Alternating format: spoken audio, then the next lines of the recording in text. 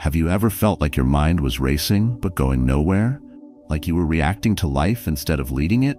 You're not alone. Most men today are overwhelmed, not by war, not by hunger, but by the silent chaos inside their own heads. Every decision feels rushed. Every conversation feels loaded. And clarity, it feels like a luxury you can't afford. But the truth is this: mental clarity isn't a gift, it's a skill. And the ancient Stoics mastered it. Marcus Aurelius, one of the wisest leaders in history, lived through war, betrayal, and personal loss, and yet he wrote with unshakable calm. How? Because he trained his mind to see clearly, to strip emotion away from judgment, and to act with reason, not impulse. Stoic philosophy teaches that your mind is your kingdom. You may not control what happens, but you can always control how you see it and how you respond. This video is not just a lesson. It's a practical guide. We'll walk through 5 timeless strategies from Marcus Aurelius that will help you think clearly, stay calm, and lead with purpose, no matter what life throws at you. If you've ever felt stuck in your own head, this is for you. You are not broken. You are simply untrained. So stay with me. Like this video if it already speaks to you. Subscribe if you're ready to train your mind and walk the path of the Stoic. 1. Train your perception. Marcus Aurelius once wrote, "Choose not to be harmed and you won't feel harmed." At first that may sound like denial, but he wasn't talking about ignoring pain. He was pointing to something far more powerful: your ability to control how you interpret what happens. In a world full of chaos, this one skill, training your perception, is what separates the man who's shaken by everything from the man who stays grounded in anything. Every day, you face events that trigger an automatic emotional judgment. You walk into work and your boss doesn't say good morning. Your mind labels it disrespect. On the way home, your wife says, "We need to talk." You label it criticism. You check your bank balance and feel that familiar tightness in your chest. You label it failure. None of these events carries any objective weight. They are just signals. But the labels we slap onto them, immediate, unconscious, emotional, determine how we experience life. Most people live their lives like this. They don't see the world, they see their judgment of it. And over time, that becomes exhausting. When everything is too much, unfair, or pointless, what you're really carrying is the burden of your own perception. You're not reacting to reality. You're reacting to the story you're telling yourself about reality. And that story, more often than not, is distorted by emotion and habit. Now, imagine a different kind of response. You walk into that same office, your boss doesn't greet you. But this time, you pause. You don't assume it's personal. Maybe he's preoccupied. Maybe it's nothing. You leave space for neutrality, and that space gives you peace. You come home and your wife says, "We need to talk." This time, instead of tightening up, you breathe. You stay present. You listen without defending. Your perception doesn't spiral. You stay grounded. That's the power of mental clarity. Not in changing what happens, but in choosing how to see it. But how do you start training your perception? You begin by watching your labels. Every time you feel a spike of emotion, anger, frustration, fear, pause. Then ask, is what I'm feeling based on fact or my assumption? Is there another way to see this? Most of the time there is. Reframing is not about pretending. It's about adjusting the lens to see clearly, not emotionally. And it's something you practice every day, not just when things go wrong. Let's bring this closer. Picture a man who walks into a party alone. He knows no one. He stands in the corner with a drink and tells himself, "This is awkward. I don't belong here." Now that label, awkward, becomes the lens through which he views the entire night. Every silence feels louder. Every laugh feels distant. He leaves early, certain the night was a waste. But rewind the scene. Same man, same party, but with a trained mind. He stands there and thinks, "I don't know anyone here yet. This is a chance to observe, maybe meet one new person." The energy shifts. The party becomes a possibility instead of a punishment. Nothing changed except his perception. Marcus Aurelius believed that the mind is powerful enough to create peace or turmoil, regardless of the external world. But most men don't test this truth. Instead, they fall into a common trap, believing their emotions are facts, that their first reaction is the final truth. It's not. Emotions are weather systems. Real, yes, but temporary. You don't act based on a storm. You wait, you watch, you prepare. Your perception works the same way. If you react instantly to everything, you stay in survival mode. If you pause and question, you move into clarity. Stoicism doesn't ask you to be indifferent. It teaches you to be disciplined in your interpretation. It doesn't ignore pain, it puts it in context. Your coworker misses another deadline. You feel frustration rising, but instead of lashing out, you remember, this is your chance to practice patience, to lead better, to communicate clearly. The obstacle becomes the way. You transform irritation into growth. That is Stoic perception, not passive acceptance, but active reframing. There's a reason why this matters deeply, especially for men in leadership, in families, in life transitions. You are looked to for stability, but you can't offer that if your own mind is unstable. A man who hasn't trained his perception becomes a prisoner of moods, tone, and imagined slights. A man who has trained it becomes a calm center in the storm. And the world needs more of that. So how do you train this muscle daily? Begin with one moment, just one. When you feel the rush of judgment, pause and ask, what's another way to look at this? It could be your commute, your partner's tone, a setback at work. Pause, reframe, respond, not react. Over time, these small pivots reshape your entire life. You stop bleeding energy into drama and start building clarity in everything you touch. You may not be able to control the world, but you can control how you see it. And once you do that, everything changes. 2. Learn to control your emotions. Marcus Aurelius once wrote, "You don't have to turn this into something. It doesn't have to upset you." He wasn't asking us to suppress what we feel. He was showing us that between what happens and how we react, there is space, and in that space lies our power. Emotional control isn't about becoming cold, it's about becoming clear. Clarity doesn't mean the absence of feeling, it means the presence of discipline. Emotions are not the enemy, but when left unchecked, they hijack your ability to think. Anger clouds reason. Fear freezes action. Frustration distorts perception. For a man who carries responsibility at home, at work, in leadership, this can be dangerous. Because the moment your emotions dictate your actions, you've handed the wheel to chaos. You're no longer leading, you're reacting. Most men are taught that emotion is weakness, so they push it down. They bottle it up. They pretend. But pretending doesn't create strength, it creates pressure. And pressure, when ignored, doesn't disappear. It leaks, it lashes out. Sometimes in words, sometimes in silence, sometimes in decisions that ruin everything you were trying to protect. The Stoics didn't run from emotion, they faced it, then they redirected it. That's the difference. Imagine a man betrayed by someone he trusted. Anger burns in his chest. His first instinct is to explode, to confront, to hurt back. But he pauses. He asks, will this action heal or harm? Not just them, but himself. And if the answer is harm, he waits. He writes, he lifts, he breathes. He confronts later calmly from a place of clarity, not rage. That's emotional strength, not denial, but redirection. Now picture a different emotion, fear. A man stands outside his boss's office, rehearsing how to ask for the raise he knows he deserves. His stomach twists, his mouth is dry. He tells himself, this is a bad idea. That's fear speaking. But Stoic practice says fear is not a stop sign, it's a signal. The fear tells you where your growth lives. So he walks in anyway. He doesn't silence the fear. He moves with it.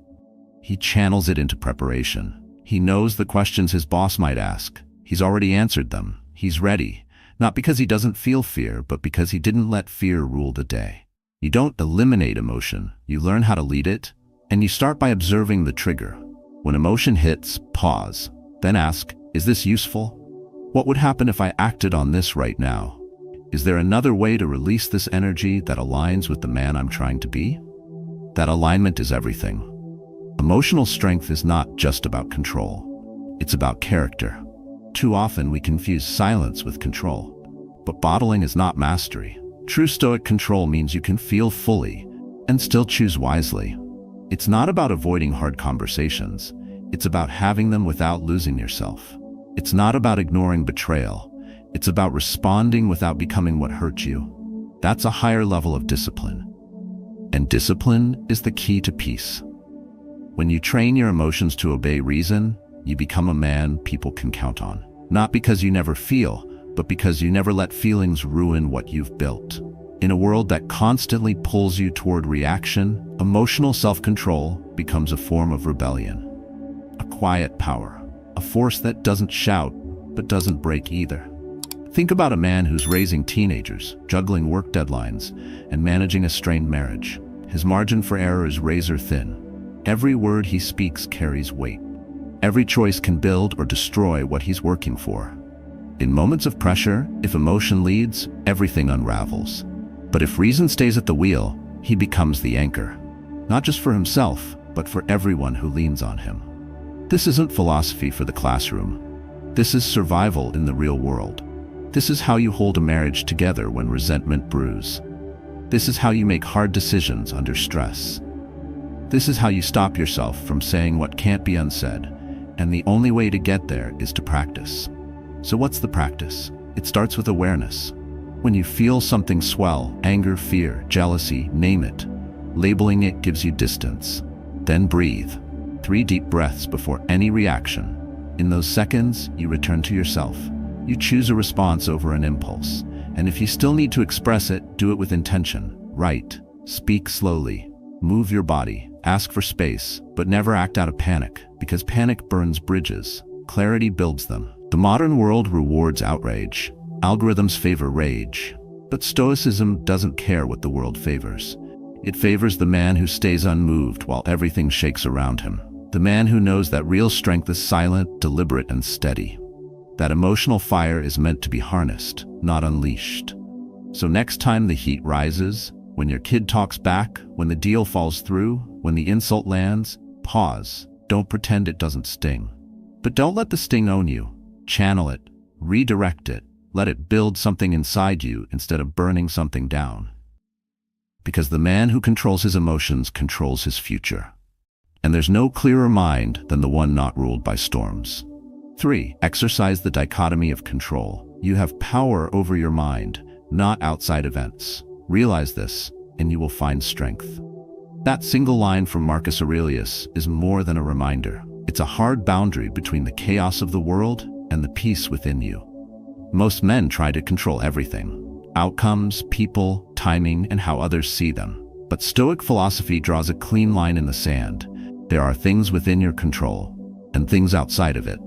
Cross that line too often, and you'll find yourself frustrated, bitter, and burned out. Every man has known that helpless moment.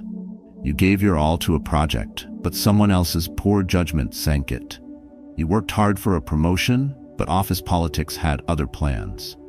You opened your heart, but she walked away. And the pain that follows doesn't just come from the event.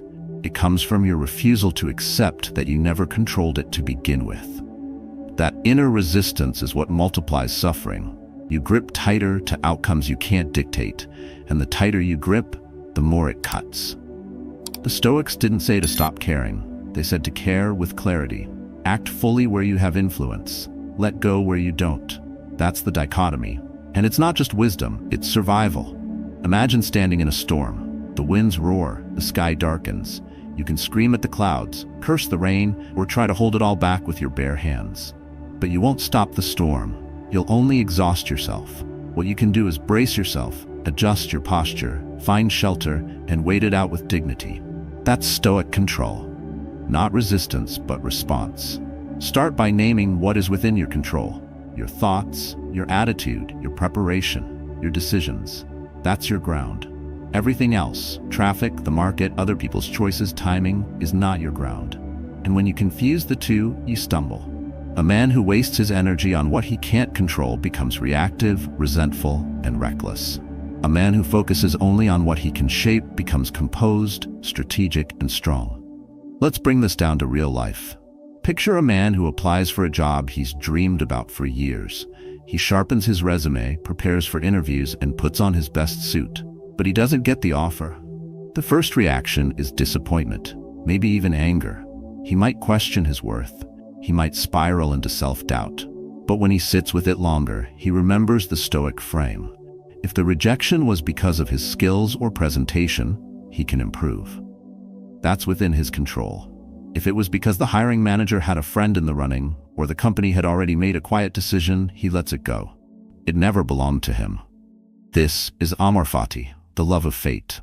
Not passive acceptance, but active embrace of what is. It means choosing to love reality, not just tolerate it. If it happens and it's outside your control, then it must be the path. And if it's the path, then it's useful. The Stoics trained themselves to see not just the limits of control, but the opportunity within surrender. That shift rewires how you handle rejection, loss, and delay. You stop seeing them as a failure. You start seeing them as a redirection. Yet most men fall into a common trap, tying their identity to outcomes. You publish a book, and if it sells well, you feel proud. If it flops, you feel like a failure. But what if your pride came not from how the world receives your work, but from the quality of what you built and the effort you gave? Then success is always in your hands. That's the Stoic path. You measure yourself not by applause, but by integrity. Control is a concept modern life often misuses. Productivity culture says control everything: time, food, mood, emails, workouts. But Stoicism simplifies it. You don't need to manage the entire universe. You just need to manage yourself. And when you do, you become the calmest person in the room, because you're the only one playing a winnable game. So how do you practice this today? When something shakes you, a delay, an argument, a missed chance, pause. Ask yourself one question: what part of this is mine to own? If the answer is none, release it.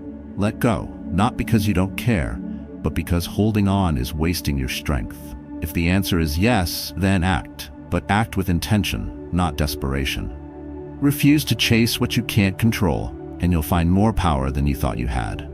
In a world that rewards outrage and noise, choosing to stay centered might seem strange. But that's exactly what makes it powerful. When you live by the dichotomy of control, you're not just surviving better, you're thinking clearly, you're moving cleaner, you're building a life on solid ground. And no matter what the storm looks like out there, the foundation holds. 4. Keep virtues in mind. Marcus Aurelius wrote, "Dig deep within yourself, for there is a fountain of goodness ever ready to flow if you will keep digging." That fountain isn't emotion, it isn't instinct, it's a virtue. When the world spins too fast and everything feels like it's cracking under pressure, virtue becomes the compass that brings you back to yourself. It grounds your decisions, guides your actions, and gives you clarity. Not because it solves your problems, but because it clears the fog inside your mind. Virtue isn't some moral trophy for the perfect man. It's a practical inner standard for navigating a chaotic world. When you don't know what to do, virtue tells you what kind of man you want to be. When emotion surges and you're tempted to retaliate, to hide, or to give in, virtue asks you to pause and act from principle, not impulse. That's not idealism. That's clarity in motion. In Stoicism, there are 4 core virtues: wisdom, justice, courage, and temperance. And for a man navigating the real-world pressures of aging parents, demanding jobs, raising children, or rebuilding after failure, these virtues are not optional. They are armor. Wisdom means choosing based on what is right, not what is easy. It means seeing through emotion and pausing to ask, what's the truth here? Justice means treating others and yourself with fairness. Courage is not the absence of fear, it's action in its presence. Temperance is restraint in a world of excess, knowing when to stop, even if you could keep going. Picture a man who's just found out his team is being cut after decades of loyalty. His first instinct is rage. Maybe he wants to storm out, maybe call out the unfairness, but instead he breathes. He asks himself what wisdom would do. He remembers justice, even for those who've hurt him. He summons courage to face a future he didn't plan for, and he uses temperance to not say something he'll regret. In that moment, he loses a job, but he keeps his soul. That's what virtue protects. Most men don't fall because of what happens. They fall because they forget their internal standard when things happen.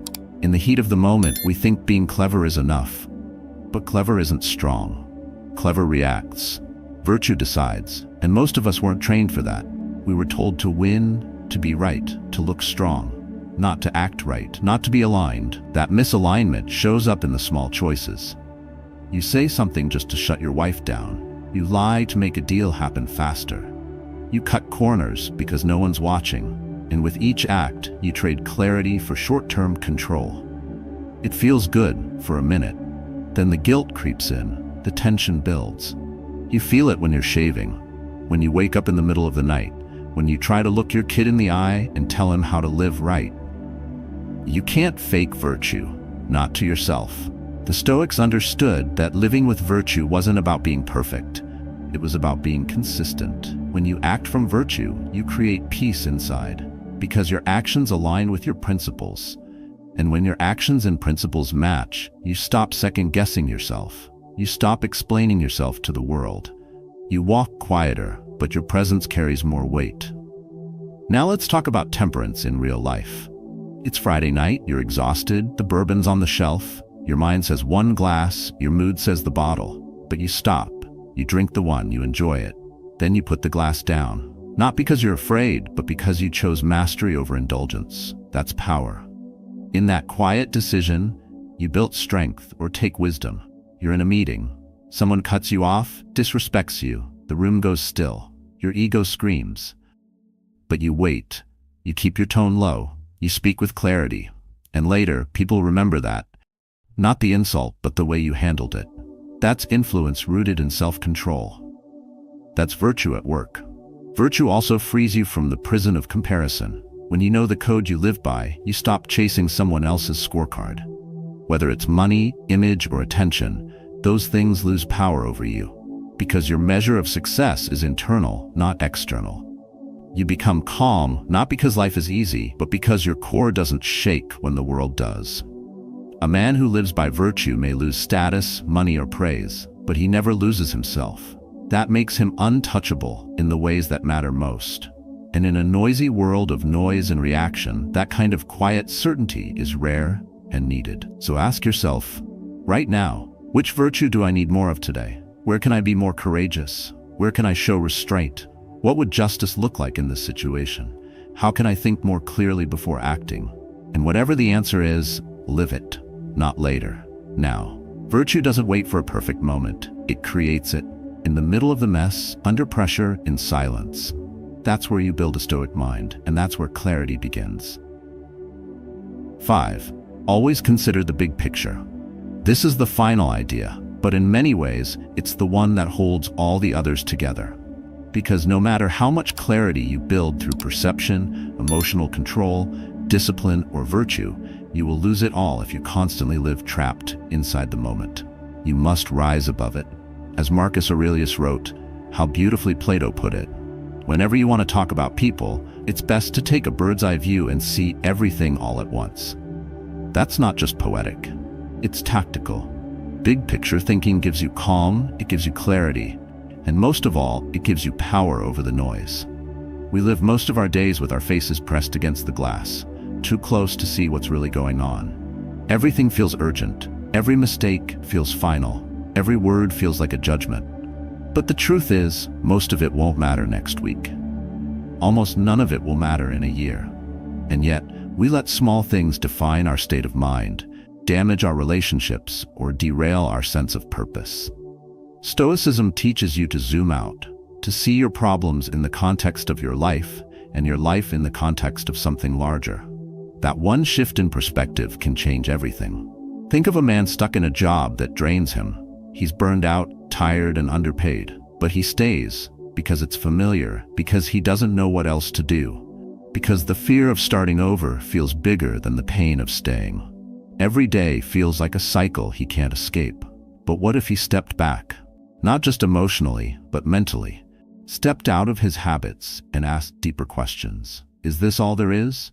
What do I want my work to say about me? What do I want to leave behind?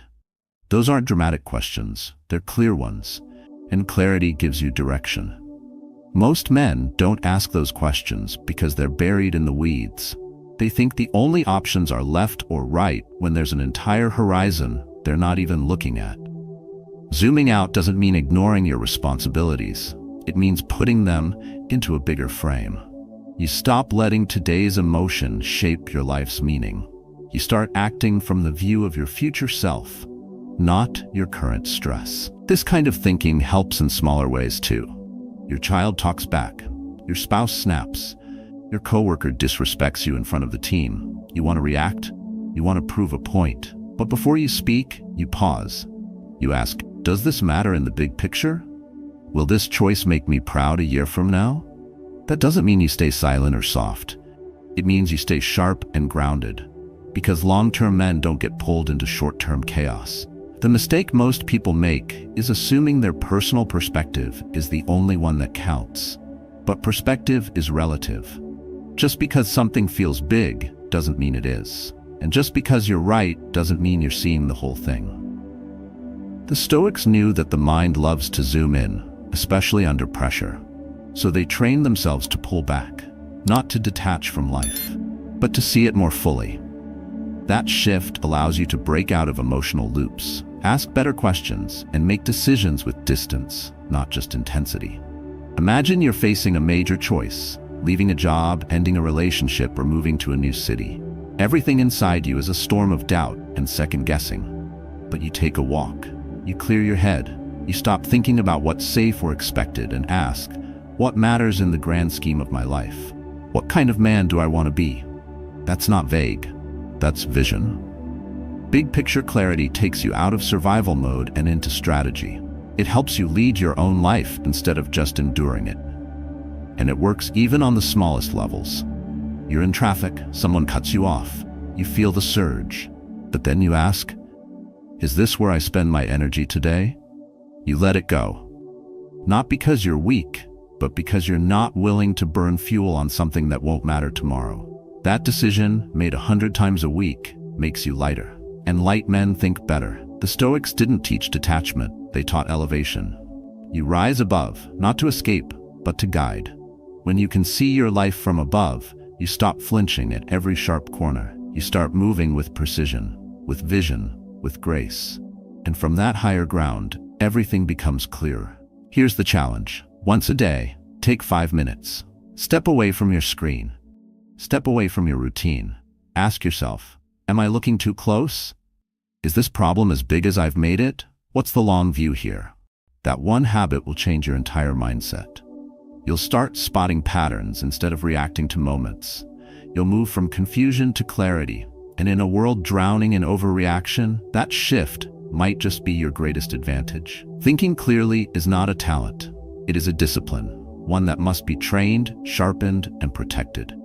In the world we live in, where distractions are constant and emotions run high, the ability to stay grounded, rational, and calm has become one of the rarest and most powerful strengths a man can carry. In this video, we walk through 5 timeless principles from the Stoic tradition. You learned to train your perception, so you can stop reacting blindly and start responding with clarity. You saw how emotional control is not about suppressing what you feel, but channeling it with purpose. You learned to practice the dichotomy of control, acting where you have power and releasing what you cannot shape. You were reminded to hold on to virtues as your compass, even when life feels unfair. And finally, you learned to rise above the moment and always keep the big picture in sight. Each of these practices is simple, but that doesn't make them easy. That's why they must be done daily, in the middle of your workday, in your conversations, in the quiet moments when no one is watching. Stoicism is not just a philosophy to study. It is a way of living that brings peace, clarity, and quiet strength from the inside out. If any part of this message spoke to you, take a moment now to reflect. Then choose just one of these 5 ideas and practice it today. Come back tomorrow and practice again. The man who builds clarity builds power. And if you've had moments where Stoic thinking helped you shift your mindset, stay calm, or lead better, share your story in the comments. Someone else may need it more than you know.